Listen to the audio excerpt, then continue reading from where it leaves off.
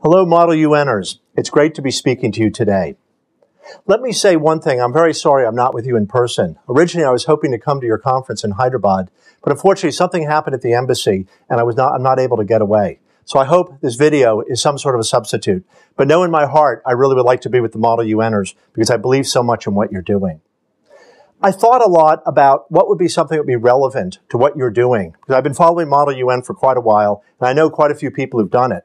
And in fact, I was able to serve at the United Nations, that is at the U.S. mission to the United Nations, when Madeleine Albright was our ambassador in the mid-1990s. At that time, I saw a lot of Model UN groups come through. I spoke to them, and I saw what Model UN can do to transform people's lives. Now, I'm going to speak a little bit about that today. I'm going to give you two words to start off with. And if you remember nothing else, remember these two words. One is Botswana, and the other one is Brandon. Okay, what are they? Except the fact they start with a B, what do they have in common? I'll tell you.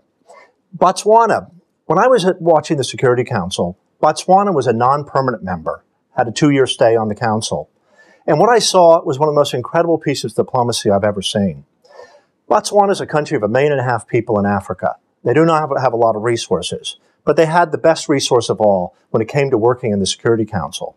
That is, they put a top-flight ambassador in there, and these 2 staff guys, and the 3 of them were one of the most powerful forces I had ever seen. And I contrast this with a lot of other countries on the Security Council. A lot of these non-permanent members came from big European countries or Asian countries with huge budgets, large staffs, all the resources that you think make diplomacy successful.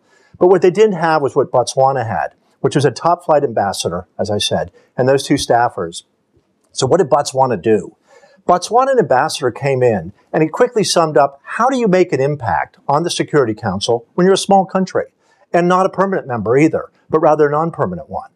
Well, what he did is he looked at the dynamics of the council. And one of the dynamics that you see over and over and over is that the permanent members tend to disagree. And then a lot of the non-permanent members line up on either side of them. So he would watch these permanent members with some of their allies pounding their heads against each other, trying to find some way to reach a resolution. And they couldn't do it. They'd say, we believe in this, you believe in that. No deal here. So what the Botswanan did is he would look at one side and take all the things they were proposing and look at another side and look at all the things they're proposing and find where there was some overlap. You remember studying Venn diagrams in high school when there were 2 circles would come over and there's a shaded area? He always looked for that shaded area. Well, for the first 6 months, what he did is basically he was a problem solver in the Security Council. He would see the big guys fighting and he'd say, wait a minute, guys, let's see what we can do. And here's where you agree. And time after time, he brokered a solution to what we were doing. He came up with a positive solution that all sides could live with. Then, after 6 months of doing this, he established his credentials. At that point, he came forward with his agenda, Botswana's and Africa writ large. And everybody listened to him. And I could tell you, when I would be in the offices, there'd be a call coming in saying, permanent representative of XXX country, a big, powerful European country. Like, I'll call him back later.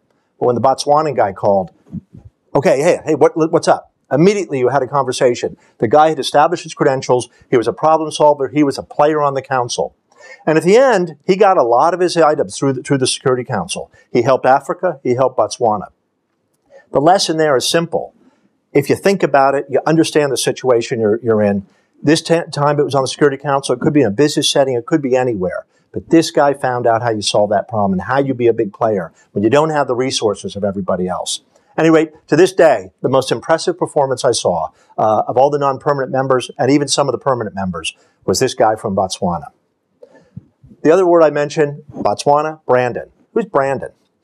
When I was working at the U.S. mission at the UN, we used to hire summer interns.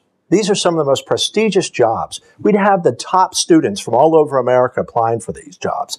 And in the press section where I was, we'd hire maybe 2 of them, maybe 3 of them. These were guys from the top Ivy League education, educational background, all that. But there was this other guy, Brandon Miller, and he's from a small town in Michigan and went to a small college in Michigan, a small liberal arts college called Alma College. And his professor got in touch with me and said, please do me a favor. I got this guy who's so bright. He's on my Model UN team, and he's the best one we have. Give him a chance. You'll really be impressed. I was in charge of the hiring, so I said, I'll take a chance on the guy. He looks like he's okay. He's got a lot of spirit. We hired Brandon. Brandon was unbelievable. He went on, we liked him so much, we ended up hiring him for a year afterwards, a year and a half. Now, as a diplomat, we moved on, and I went somewhere else. And a couple of years later, Brandon and I got in touch again. I said, hey, Brandon, what are you doing? He said, well, I'm going to Harvard Law School. I said, Harvard Law School? A guy from a small town in Michigan's got into Harvard Law School? How'd you do it? He said, it was the Model UN. He said, that was the thing that gave me the skills I needed. It showed me not just how the wider world works, say, in the UN, but how you negotiate, how you understand the others, how you make Alma College the winning team to beat Ivy League schools on a regular basis, which they did and continue to do. It's a real powerhouse in the Model UN in the United States. Guys like Brandon made it. So almost anything you do, I think what Brandon's message is, figure out what works. How does this system work? And then take those skills and apply it. For him, he wanted to go become a lawyer. He got into Harvard Law School. He's now at one of the big law firms in Washington, D.C. But whatever your chosen field is, those same principles apply. Figure out what works, understand your situation. And I should say something else Brandon had. He was exceedingly polite at all times. Never lost his temper. That's something that's very valued as you move up. So at any rate, I give you two lessons, Botswana and Brandon. I hope they make some difference as you go on your careers. But remember, Model UN is a great way to start. And think of what you're doing here. Think how you get ahead. Think how you are successful at negotiating with all these other countries. And I think you'll find a lot of skills here that will be excellent to apply later on in your life. Thank you very much.